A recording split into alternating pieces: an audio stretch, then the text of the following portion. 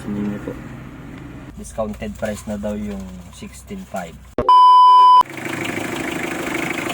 Ayan, may isa tayong customer na tama raw yung mga kanangis. Ano po?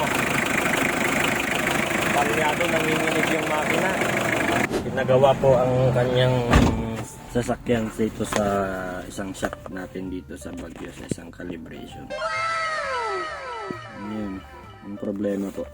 Ang usapan, linis. So, mag-ingat po tayo sa mga ganyang diskarte para hindi po tayo nabibiktima ng napakalaking babayaran. Nagugulat na lang tayo sa ating bill sa pinapagawa natin sa ating sasakyan. So, usapan, linis lang pero ganun naman pa rin, palyado. So, ayan po.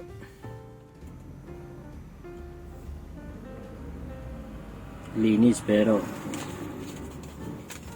inabot po siya ng kanyang babayaran ay bali 16,000 po.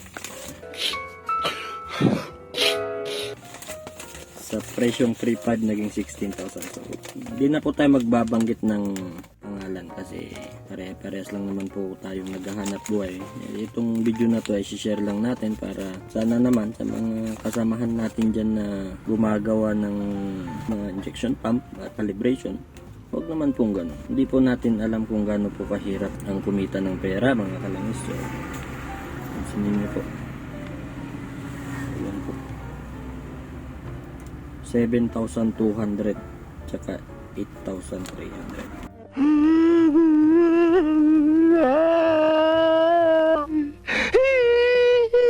Napakasakit po sa bulsa ng isang kababayan natin yan na ang problema po talaga nung sasakyan na sir na FX. Balbula po. Napatiran po sila ng timing belt. So naputulan ng timing belt, sinalpakan ng timing belt, umandan. So, okay daw. Pero share ko lang po ay hindi po pwedeng maging okay ang mapatiran tayo ng timing belt. So meron at merong madadamage sa loob ng ating makina. The best thing na gawin natin bago tayo pumunta sa mga magpa-check ng ating mga nozzle tape o calibration, first step gagawin, mekaniko po muna. Para hindi po tayo naabot ng mga ganyang gastos kasi tutusin halos pwede pa naman ho itong mga parts kanilang pinalitan. Takot na 8,300 ang inabot ng kanyang injection pump. 6 months warranty daw. Pinapalitan rin yung kanyang nozzle tip. 4 na pirasong nozzle tip. 1 piece fuel filter assembly 1,600. Fuel pump ng FX 1,600 mga kanangis. So, yep. Total bill na binayaran ng ating customer ay discounted price na daw yung 16.5.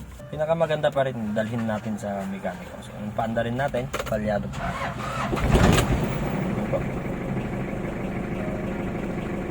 Sa yanig pa lang ng makina at tunog ng idle niya, alam na natin yan na sa balbula ang problema.